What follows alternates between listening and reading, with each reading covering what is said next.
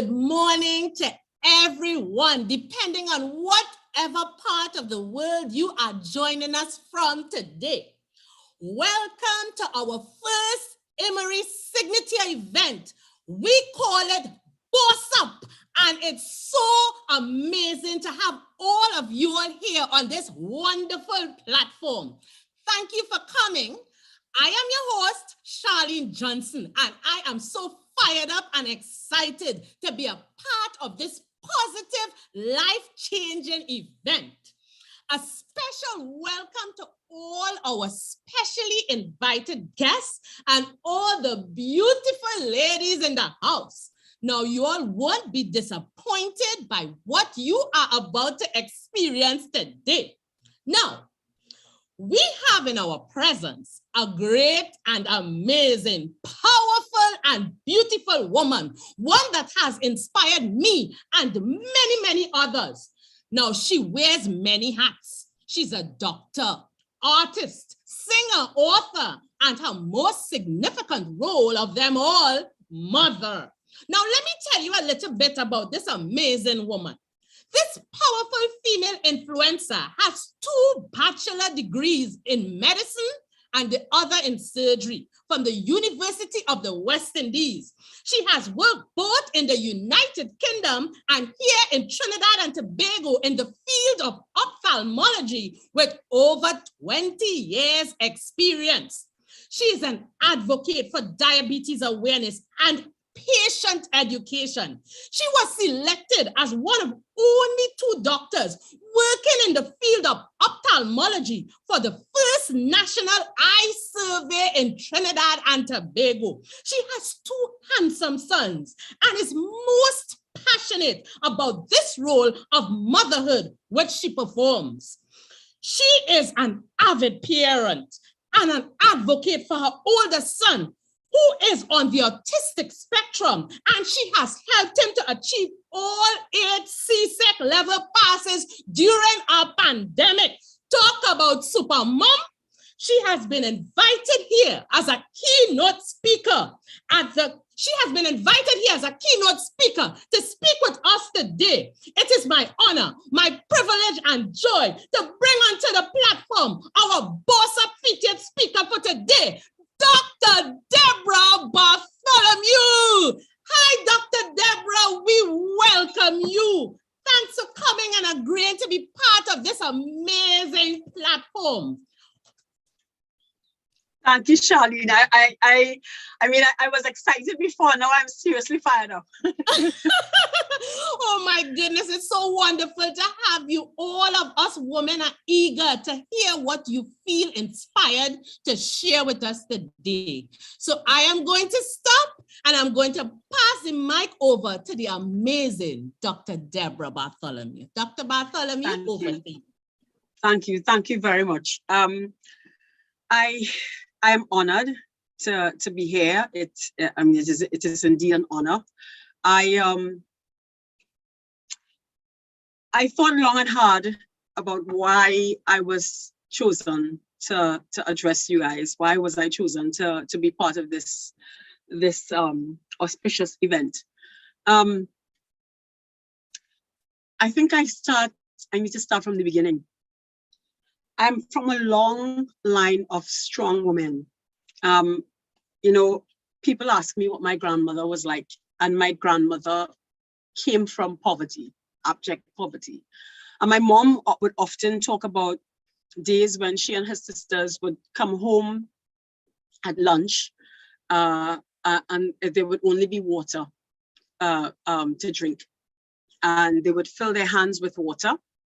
They would drink as much as their bellies can hold, and they'd walk back to school. A couple of years ago, I told my sons that their grandmother hadn't finished primary school, and they looked at me in shock. And then after that, they said, "We need to go and tell Granny how inspiring she is. But Granny can read, she can write. She had a job.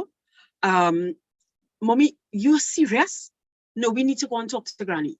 And I think my strength comes from these women, from my aunts, from other women within my village as well. And that village has grown over the years because of my work in diabetes, but especially because of my work with my son. And I don't think we as women understand our own worth sometimes and our own power. And I certainly was a woman like that. You know, when I was younger, and I struggled to find confidence. I was shy. I must say that sport helped me, and dance, and I didn't quite understand where those things could take me. And certainly a long time ago, you couldn't pursue everything, right? You were told, especially as a woman, you were told that it had to be this or it had to be that. So I was in sport.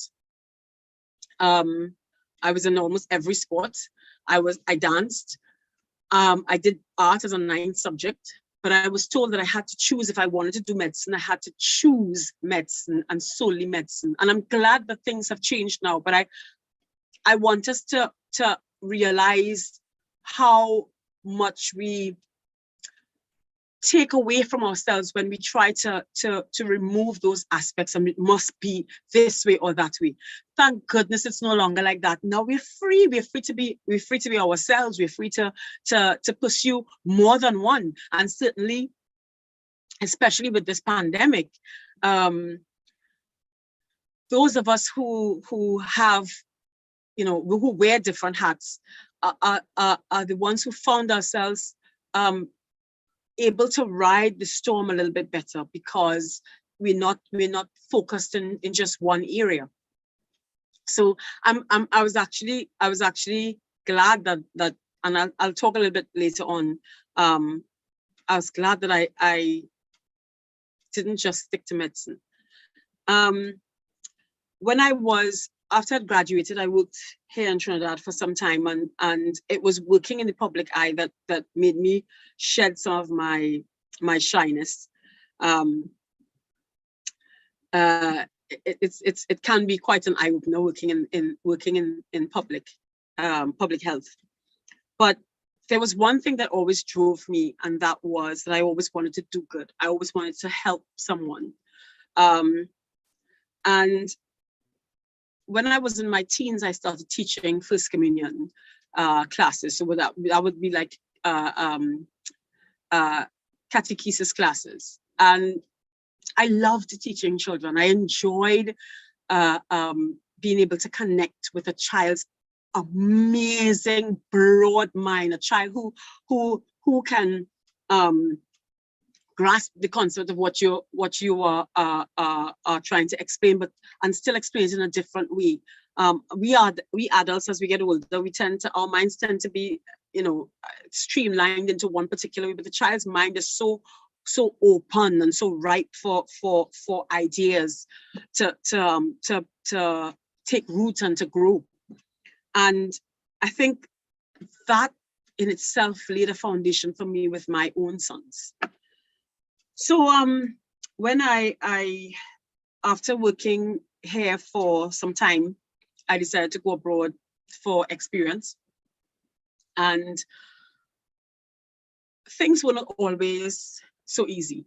I think growing up in a home where you see your grandparents or your cousins almost every single day, I think it's difficult to then move abroad and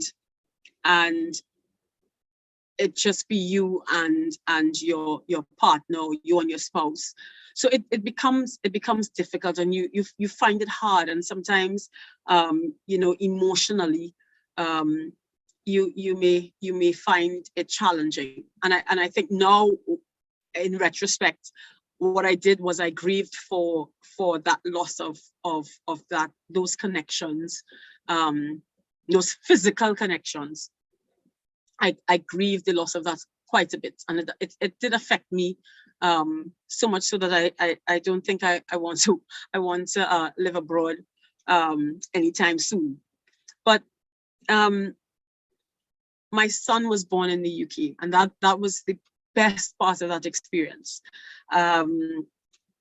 you know, I always wanted to be a mom. I would say that I wanted 4 children and I wanted to have a son first.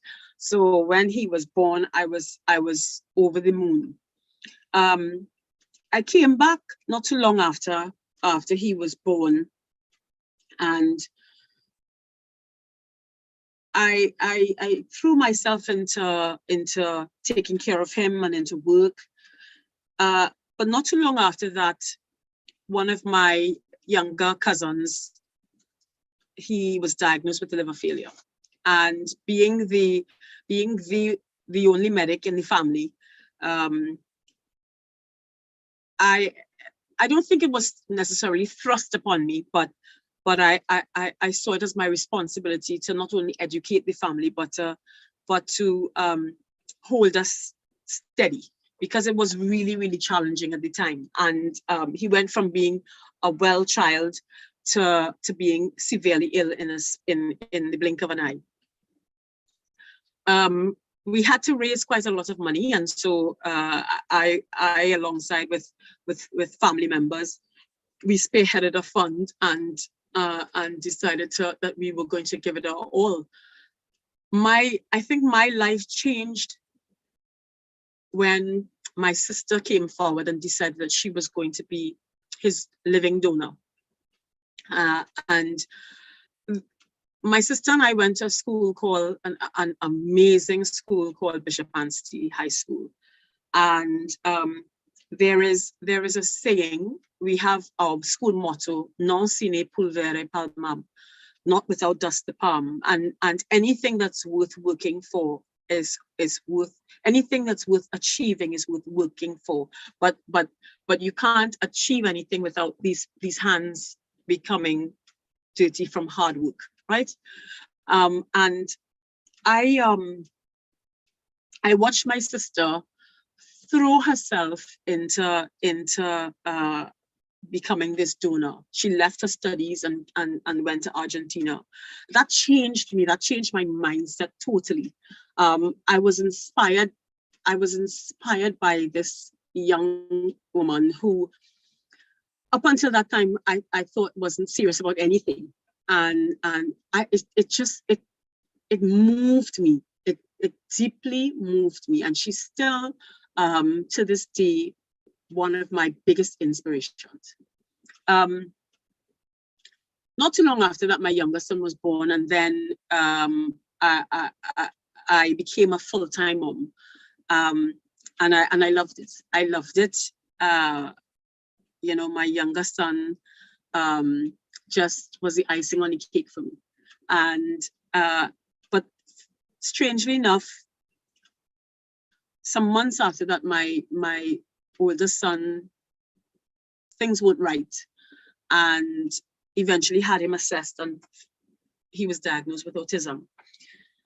And that rocked my world. You know, we were the perfect little family, and here it is. I have a son who is autistic. I didn't even know what that meant. Just that what I was told, and from the way I was told, that he just wasn't perfect.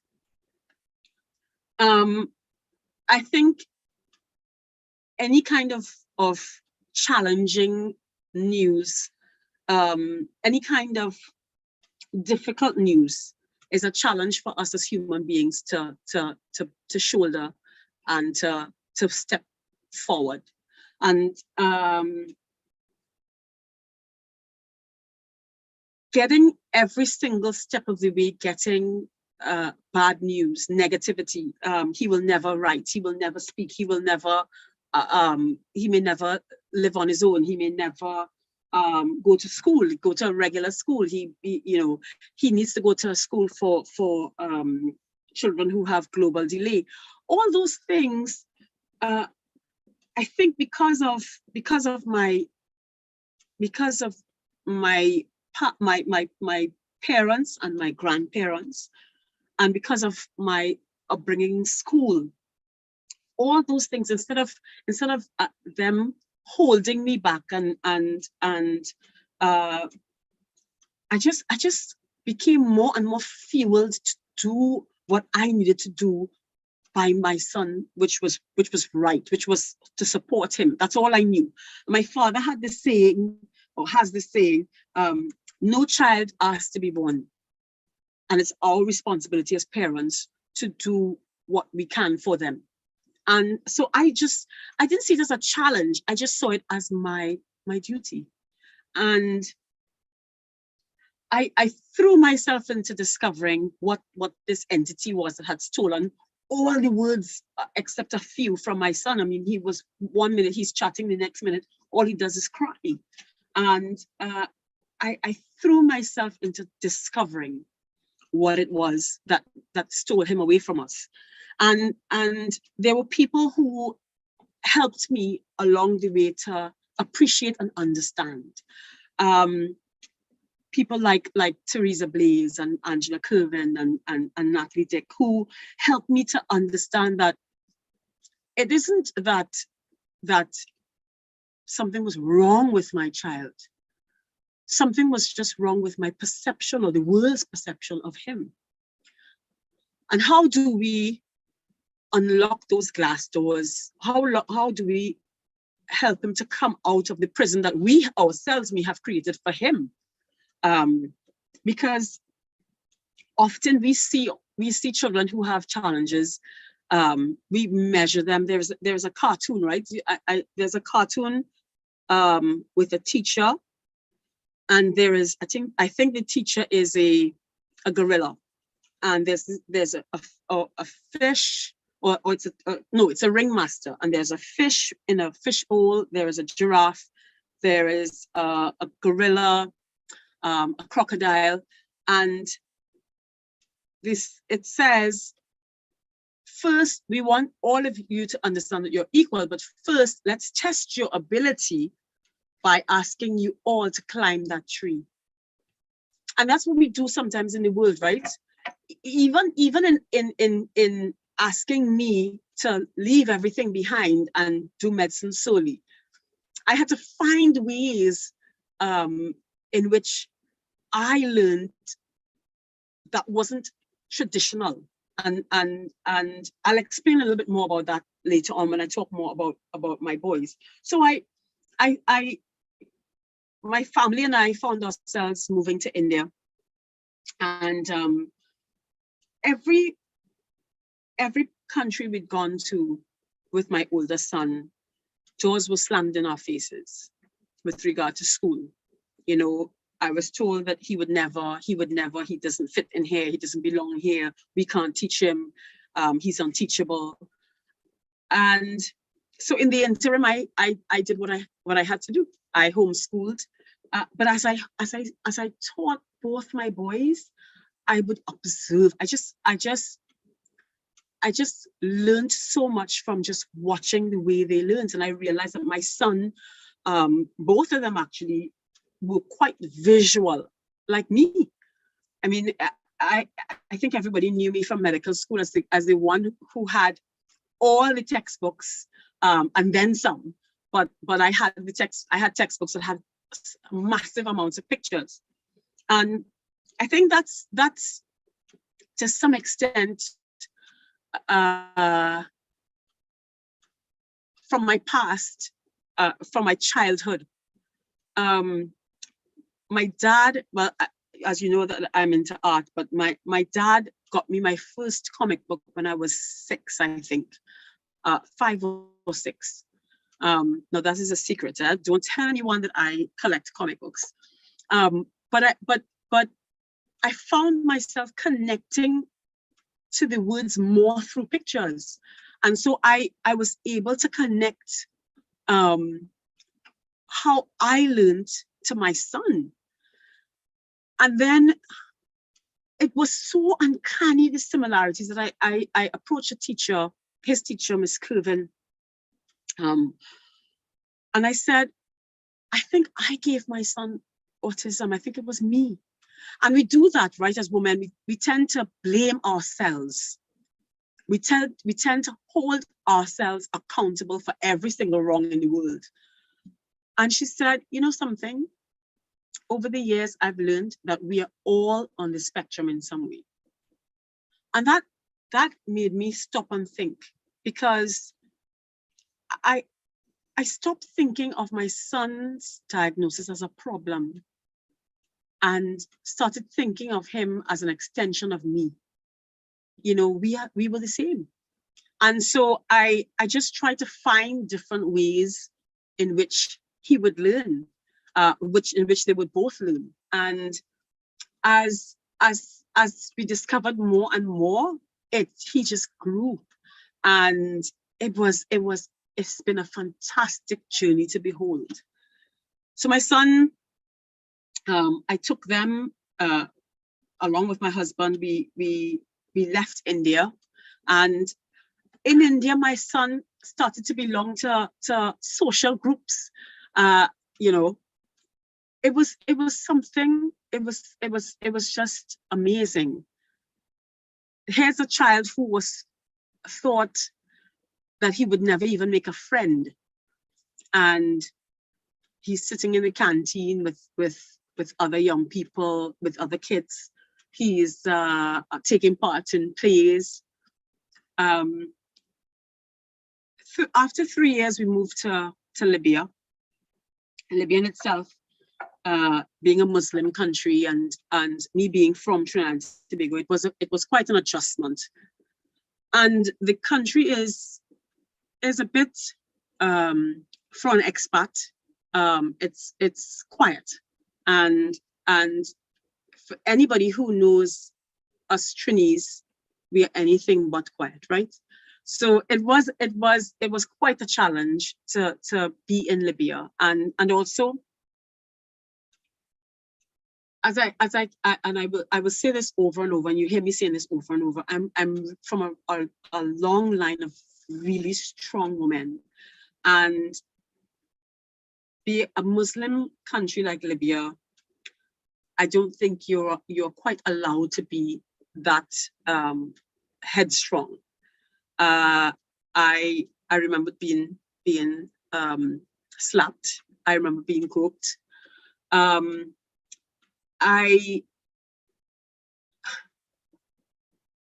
of the instances that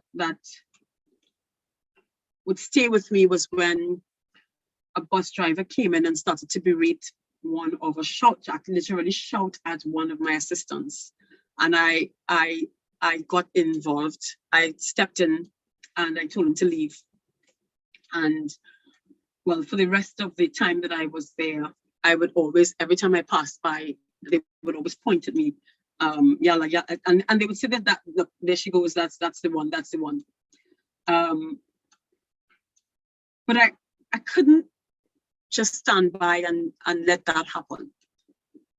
I couldn't allow another woman to be abused in front of me, even as I was abused myself. So I got involved, and I saw that as my responsibility. We had to leave Libya, unfortunately, when war broke out.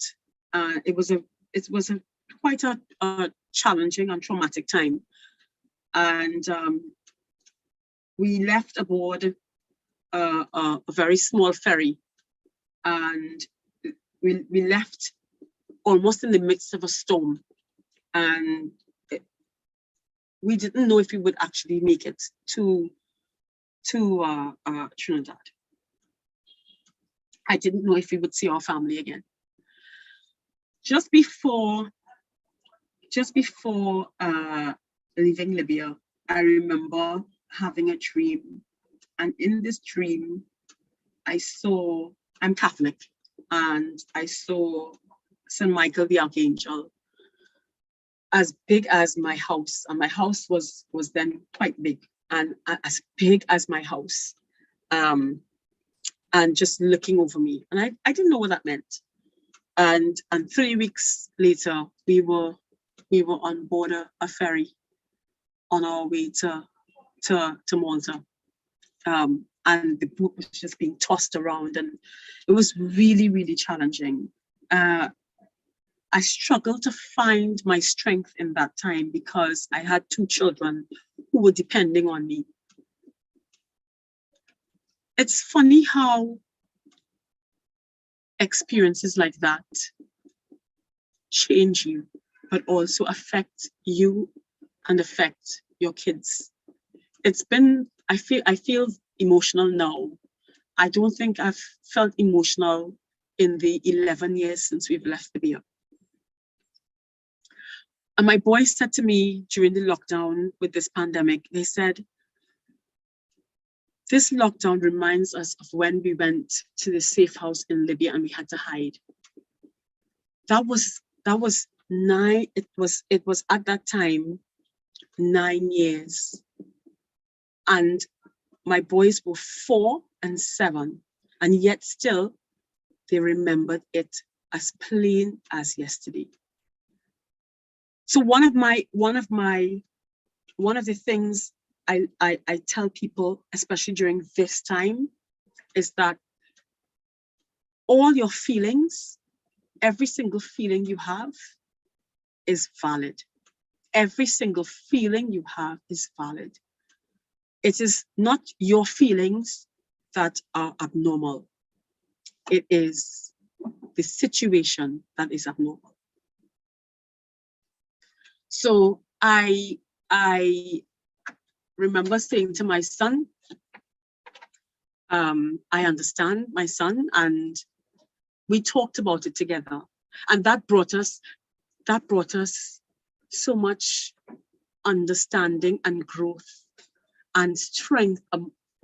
You know, he was able to use what he felt then, what he feels now, to move forward. When I was in Libya, I was approached by my son's school. I was homeschooling, as I said, both my boys. And my younger son, quite the chatter he is, and also he has quite the charisma. So at 4 years old, he says to, I remember Libya is desert, right? And he says to his teacher, he says, you see those clouds in the sky? And he's 4. He says, see those clouds in the sky? Those are cumulonimbus clouds, and it means it's going to rain. And she said, she looked at the other teacher and she was like, what on earth is wrong with this child? We're in the desert, what does he mean it's going to rain? And of course, not too long after, it starts raining. And they're blown away. And so when I go to collect them from school, she says, I tell her that they're both homeschool, and she says, do you want a job? And she laughs. And 2 weeks later, I'm teaching at the school. And I remember not being that accepted by some of the parents because I'm Black. And so it was a bit of a challenge. I remember, though, a gentleman who brought his son. He was clutching his son to his chest. And he said, can you please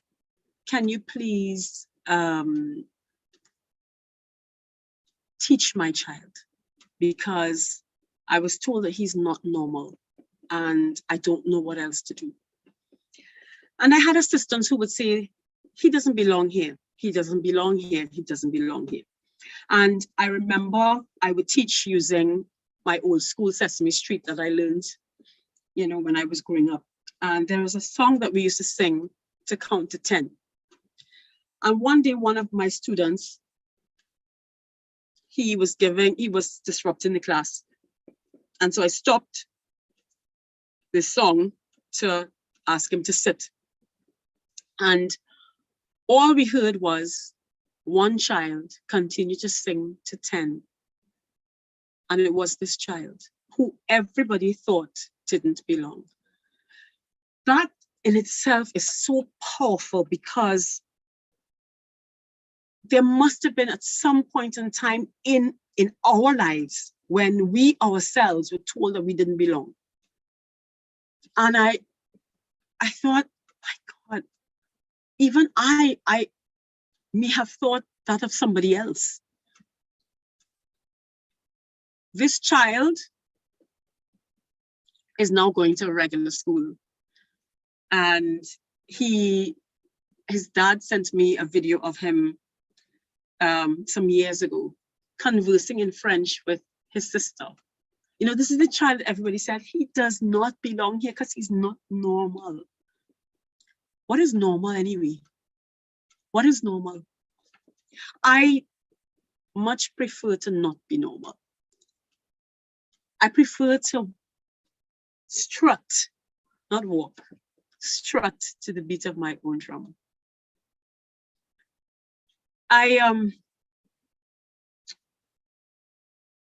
After Libya, we came back to Trinidad and then moved to the UK, then came back to Trinidad. And when I came back to Trinidad, I came back as a single parent with my 2 sons.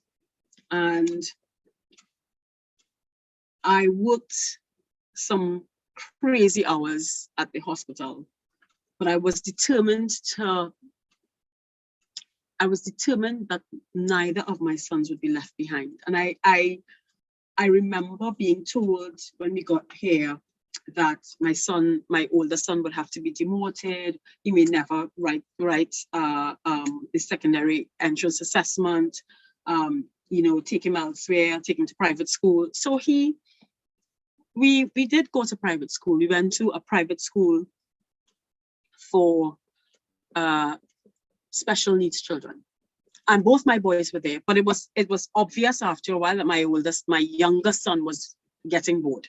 And so but I made sure that he was in a place where he could thrive. And thrive he did. And they both did. But still, a lot of people didn't get it. They didn't get how autistics learned. And I started to do so much research in autism and how in autism education and how my son could learn. And I surrounded him with visuals. And every time he had a challenge, I took a step back and I thought, I would tell myself, this is not about you. This is not about your parenting. This is not about you. This is about him. I remember, by the way, my oldest son, in the secondary entrance assessment exam, there was some parts of the papers where you had to either write an essay or draw a comic strip, or draw a poster.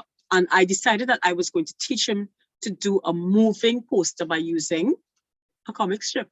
So whilst I was told that I should put that aside when I was younger to pursue medicine, here it is, using this stuff that I learned and drew on and was my passion and my hobbies when I was a child. I started using it to support my son. And the lesson for that is to never close any avenues unless they don't support you or fulfill you. Don't close those avenues, because you never know when you will need them. And my son was successful at essay. He passed for one of the top colleges in Trinidad and Tobago. And having an open mind, I think the school having an open mind and including my voice. If I had shied away, if I had thought that I wasn't important, if I didn't do what I thought was right by my son, they would not have listened or wanted to have listened to me. But here it was, my voice as a parent was important. And because of that, I was part of a team that supported and came up with ideas and strategies to support my son. My son, the one who was told would never last one day in secondary school. This child got 8 O-levels, 8 passes at the end of 5 years. There were times when I didn't sleep much. I even had a bleed in my brain. There were times when things were so much of a challenge that I didn't think that I would make it. A year after my own illness, my sister tragically passed away, and I blamed myself for years. I took that guilt around with me, and there were days when I didn't think that I was worth even being here on this earth. But every time I felt like giving up, there were these 2 pairs of legs treading water alongside me. Every time I thought I was going to go under, there they were treading water alongside me. There's a poem that I wrote after my older son had a bout of seizures. And there was a poem that I wrote, and it's called Checkup. And in it, I talk a lot about the experience of what happened then. But then I say,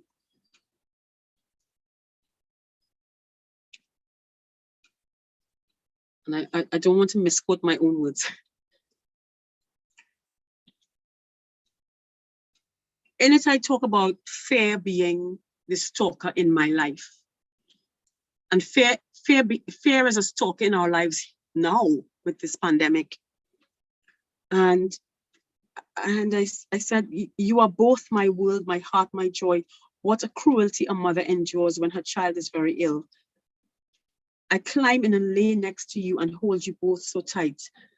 My chest heaves, and the numbness which held my hand and my heart less than a week ago, but I didn't realize was that I was numb for a long time because I didn't allow myself to feel during my son's illness.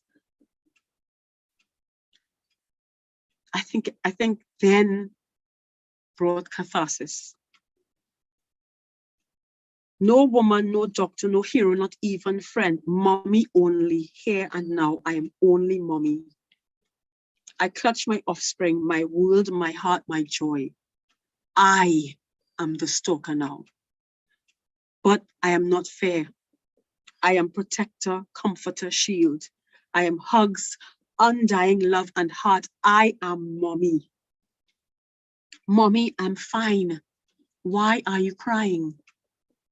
I had come to check on you. Instead, you checked on me. And that is what my journey of motherhood has been.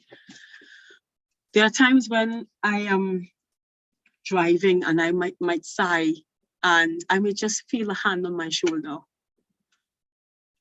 And it is one of the most rewarding aspects of this journey. A couple of years ago, well, almost 3 years ago, after my sister passed, I approached my place of employment for time off because my family was really, and it was one blow after the next, and I was told that I would not be given time off. I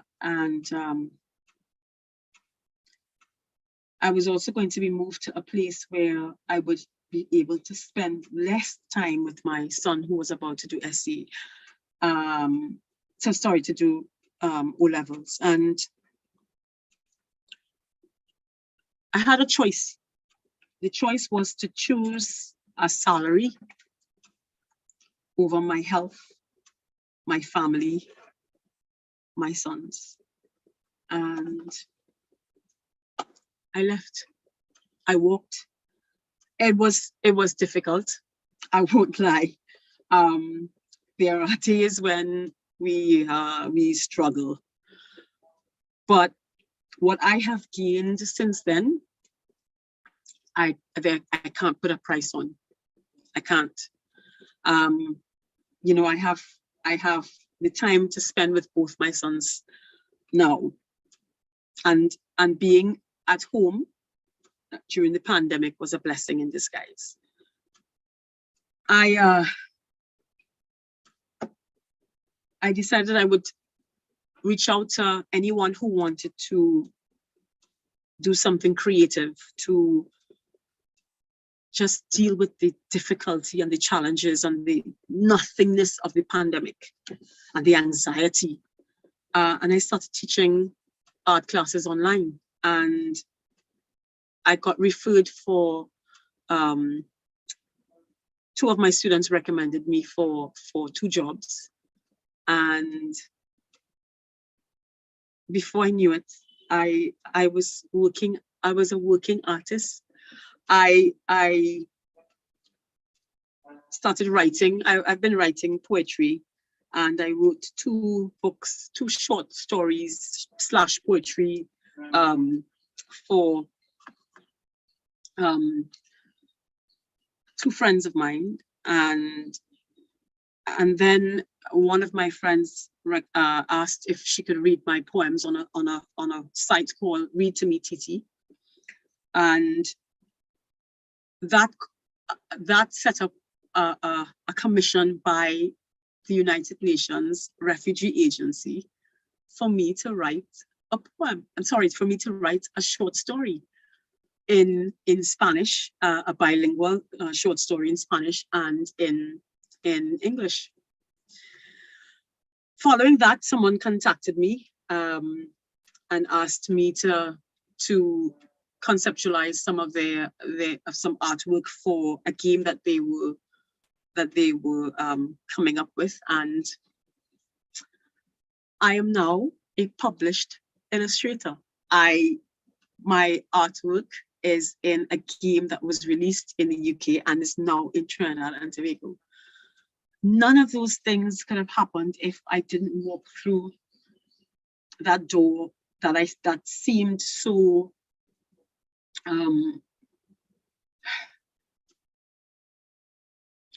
surrounded by barbed wire and also seemed so dark on the other side, and yet walking through that door brought me so much more.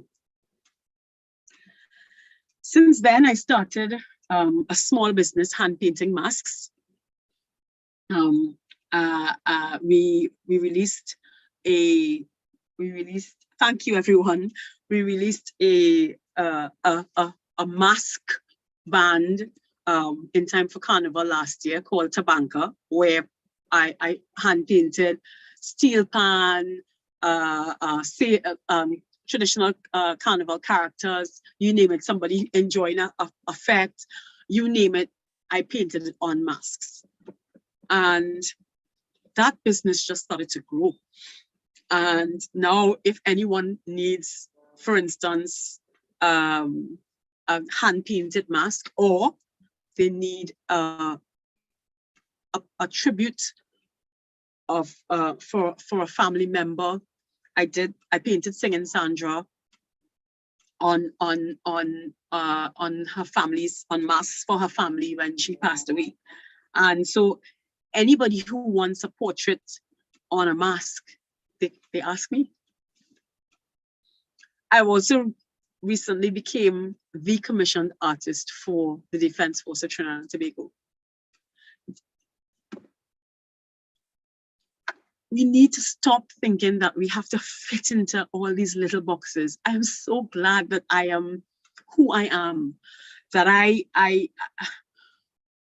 every day is so different. Every day is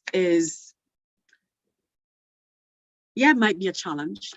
I may not step forward today, I may just step sideways or might even step back, but it's not a permanent step back. Sometimes stepping back brings a different perception, a different,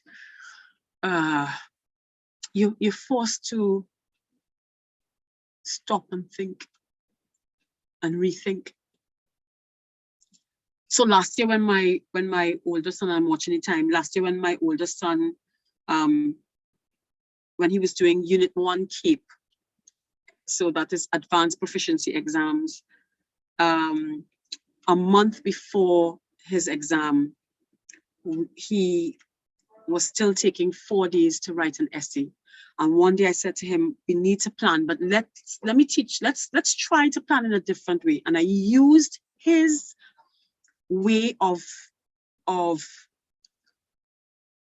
thinking and his way of learning. I said, let me try something. And for the first time, 3 weeks before the exam, for the first time,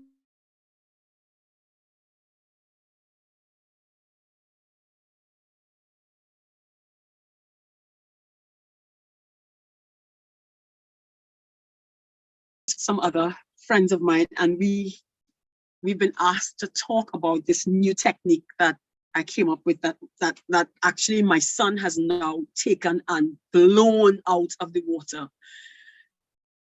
It is so fascinating to see that he doesn't even need to plan his essay, because everything he has using our technique is now stored up here, the way you would store something reading words. It is absolutely blow mind fantastic. And now we want to publish it.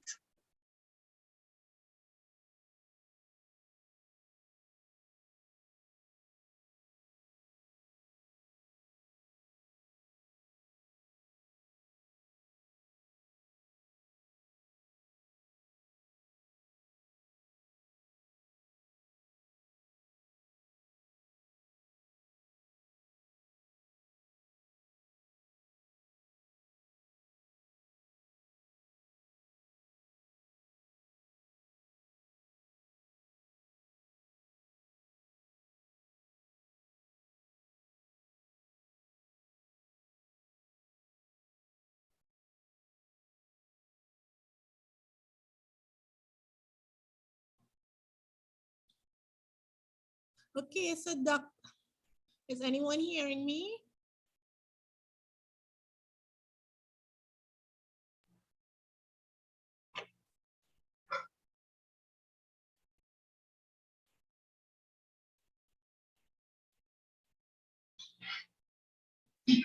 Okay, we just have a little bit of technical difficulties.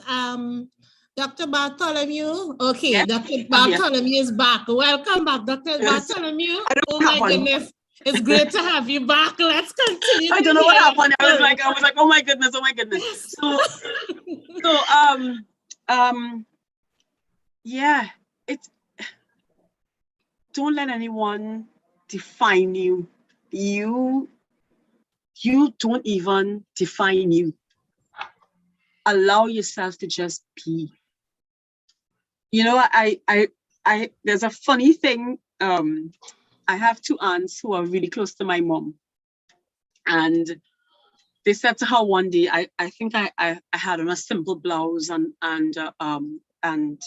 trousers that I wore to church, and they came home and they said to my mom, we saw Deborah, but she wasn't looking herself. She wasn't dressed herself. And so I realized that, you know what? Let me be me, as flamboyant as however, let me be me. As they say, the rest is history. Okay. Right. Right, good. Dr. Bartholomew? Yes, you hear me? Yes, I'm Right. hearing you. I'm hearing you. So as they say, the rest is still unwritten. So I'm going to end with a little treat I have for you guys. Wow.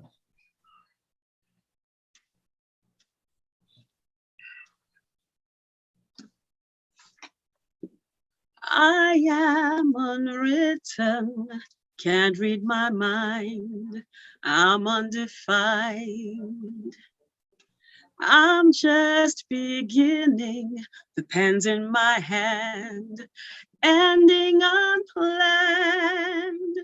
Staring at the blank page before you, open up the dirty window, let the sun illuminate the words that you cannot find, reaching for something in the distance, so close you can almost taste it. Release your inhibitions. Feel the rain on your skin. No one else can feel it for you. Only you can let it in.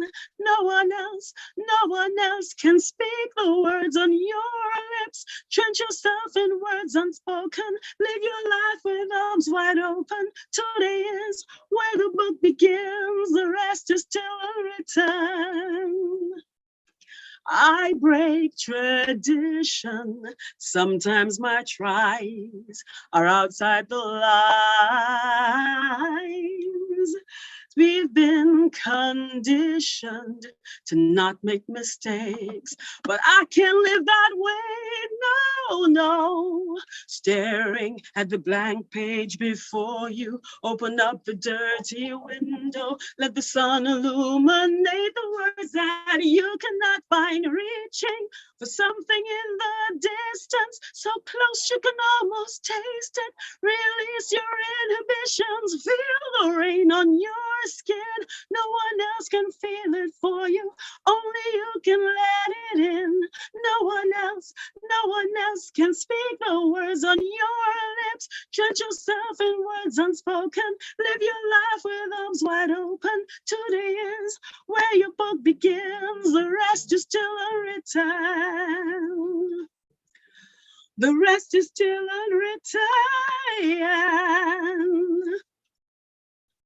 Staring at the blank page before you, open up the dirty window, let the sun illuminate the words that you cannot find, reaching for something in the distance, so close you can almost taste it. Release your inhibition.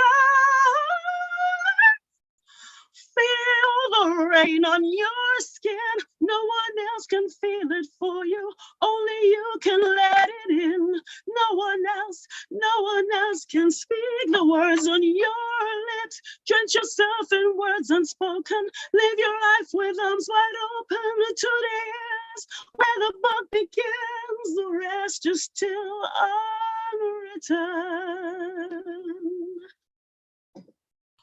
Oh my goodness, Dr. Bartholomew. Oh, this has been so inspiring to all of us. Thank you so much for sharing. It's like I heard about you. You inspired me, but you have inspired all of us. And when we really hear the words that you have to share and the information and the experiences, Dr. Bartholomew, congratulations, first of all. We are so proud to be in your presence. You have done, an amazing job as a mother, as an influencer. When I listen to you, words like strong, amazing, beautiful, authentic, loving comes to mind. You have inspired us, and I'm sure everyone on this chat is touched. I know a lot of you all may have questions for Dr. Bartholomew, but we're going to get into it. I hope you can stay with us a short while because, we have some people who are raising their hands, and if you all have a question or anything you want to ask Dr. Bartholomew, please put it in the chat. And I just want to read a few of the words that you have inspired me with. One is, don't let anyone define you. You said we take a lot from ourselves when we try to fit into a mold and don't follow our dreams. All our feelings are valid, and it's not feelings that are abnormal. It's the situation. Anything worth achieving is worth working for. And with Dr. Bartholomew, we also saw that negativity fueled her passion to overcome. Doc, we are so grateful to have you on this platform. We are so fired up. I am so touched. I mean, I would be able to tell people I met Dr. Bartholomew and she is amazing. You are so real. You are so genuine. And thank you for opening yourself to us. Now, Doc, I have one question for you before we take a break. And it's, do you have a vision board? And how important is it that we visualize our dreams? Do you have a vision board, or is it important to have a vision board?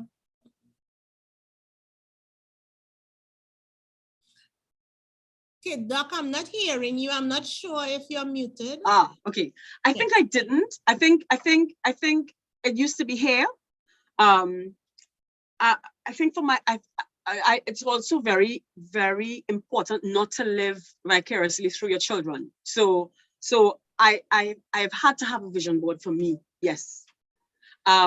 As much as I've had to also have a vision board for my boys and show them, you can see behind me, you can see that there's a whiteboard behind there, and we are surrounded by whiteboards and charts and whatever.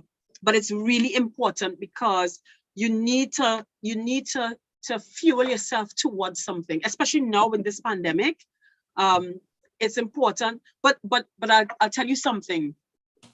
As much as important as it is to have a vision and a vision board, it's also important to not beat yourself up if you do not achieve that dream in the way that you want or you wanted to. Keep working towards it, but don't beat yourself up, because I did that for a long time. And if I had achieved my dream the way I wanted to, I would not have been able to achieve this one. Oh my God, thank you. Beautifully said. And oh my God, it's amazing. Thank you for that information, Dr. Bartholomew. And we are going to give you a short break.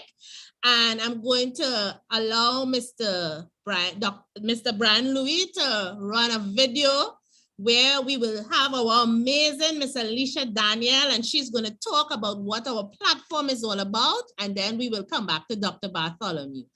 Thank you, Dr. Bartholomew.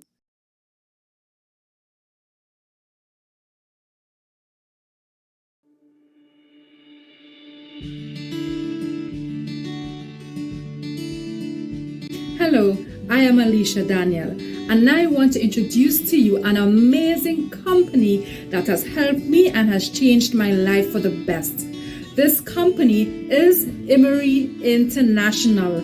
I am so happy and I'm so proud to be part of a community that has provided a platform to help women just like you and me feel empowered and achieve growth in every area of our life. Our mission this year is to positively impact the lives of 10,000 women, emotionally, physically, mentally, spiritually, and financially. Through this platform, many lives are going to change. The aim is to help women see their true potential in an environment that will help them make the best decisions for their own personal benefit and their community as a whole. This is a space where we encourage, not discourage. We don't tear down, we build up. We don't dispel, but we help you excel. Remember, it's your right to have access to opportunities and resources. It's your right to have the power and control of your own life. It's your right to grow and see your own true self-worth. We are looking forward to seeing you on our Emery Impact 10,000 platform. So together, we can create a just social and economic order nationally and internationally.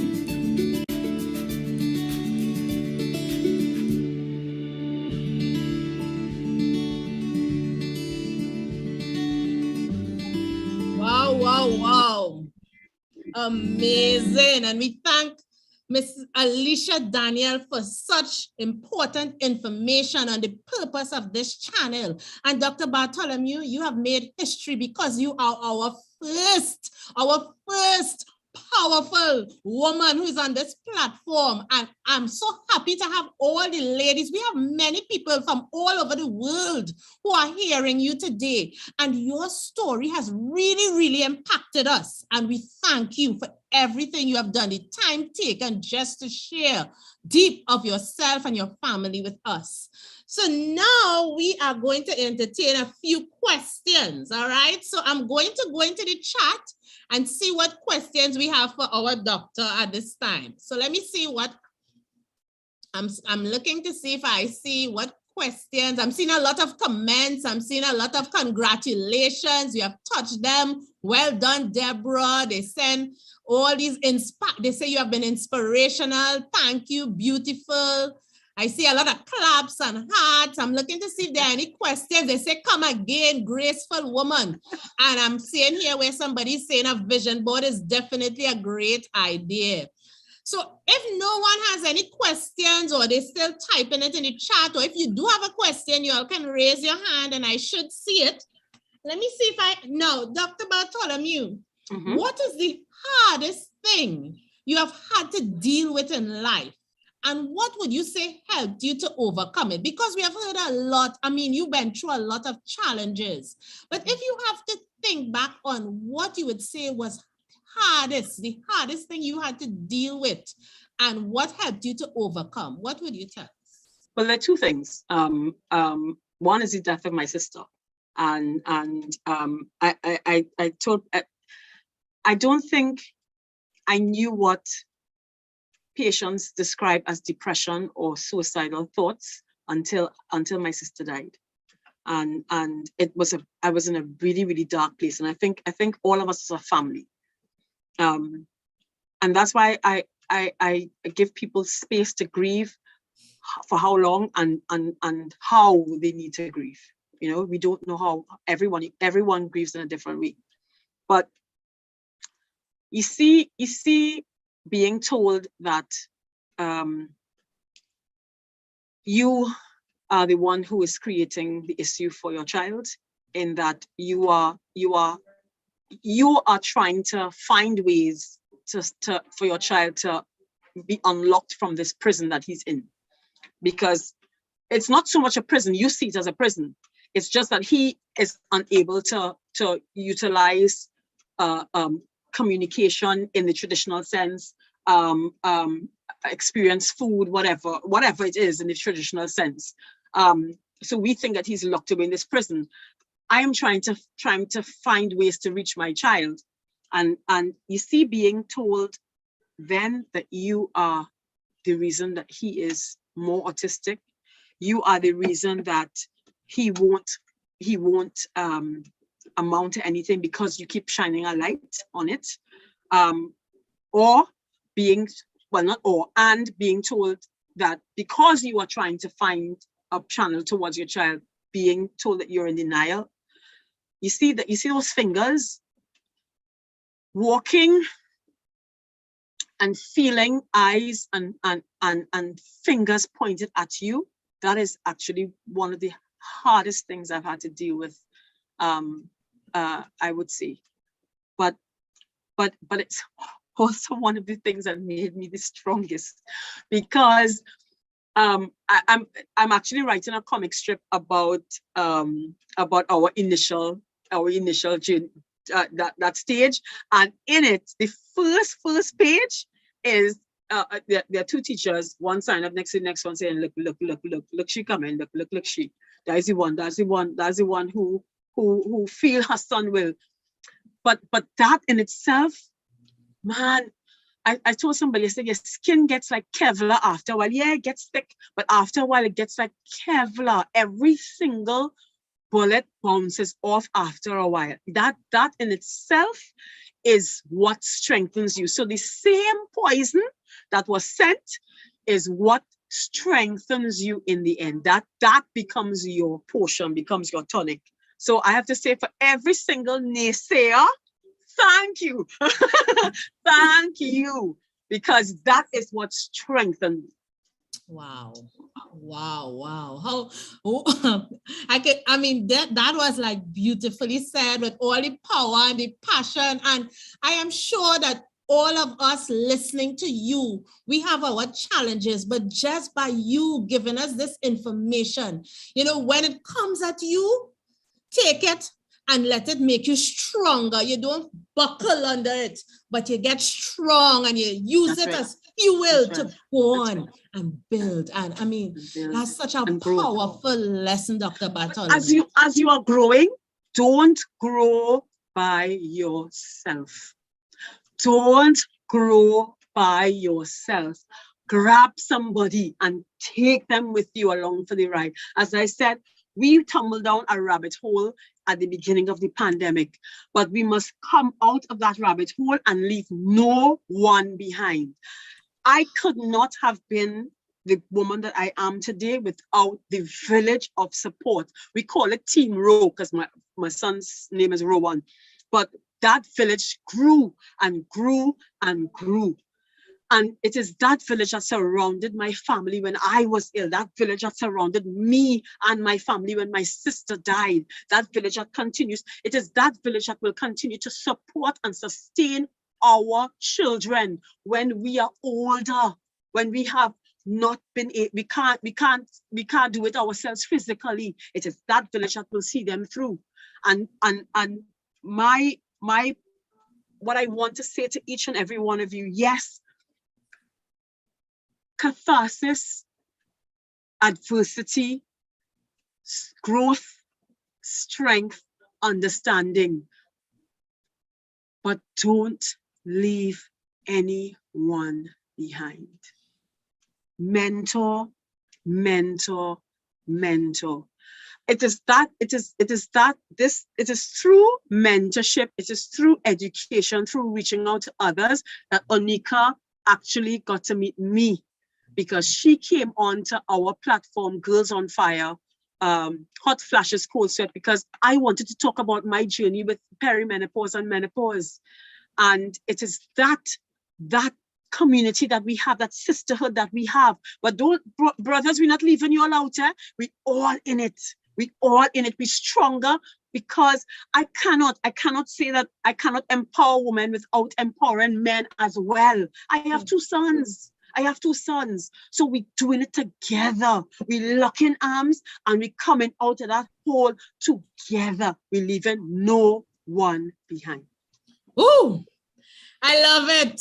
Unity is strength, and we end this together, Doc. I mean, so much powerful nuggets and I'm sure many of us have gained from you. You know, so we go forward.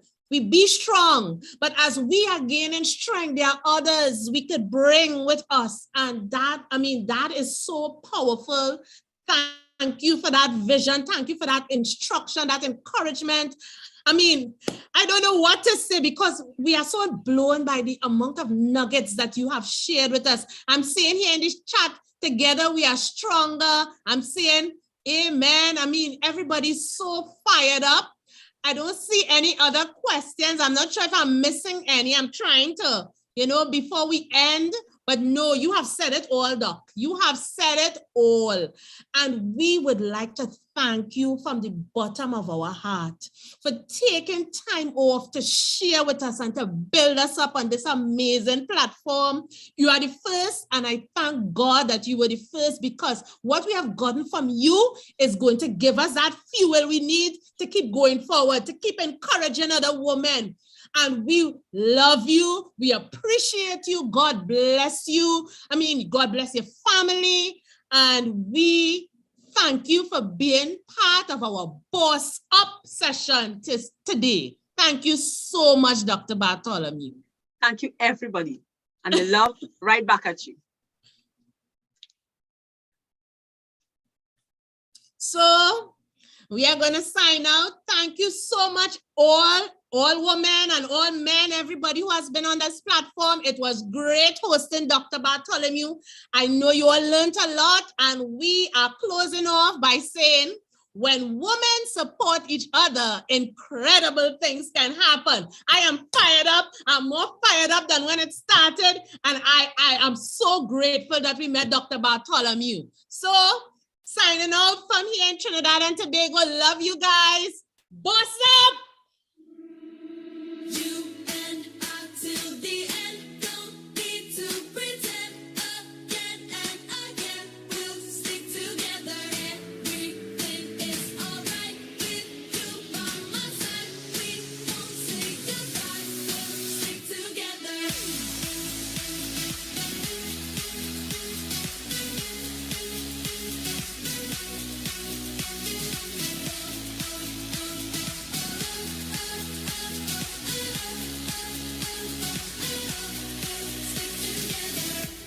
I can pick you up when you're heading down. When it all just sucks, I'll be your Charlie Brown. You can make me laugh when I wanna cry. In a world gone mad, we're on an all-time high. And it wouldn't be the same without you. We have yet so many stupid things to do. You're the only thing I'm holding on to. Anywhere and anything, I'll be there. Until the end, don't need to pretend again and again. We'll stick together. Everything is alright with you by my side. We won't say goodbye. We'll stick together.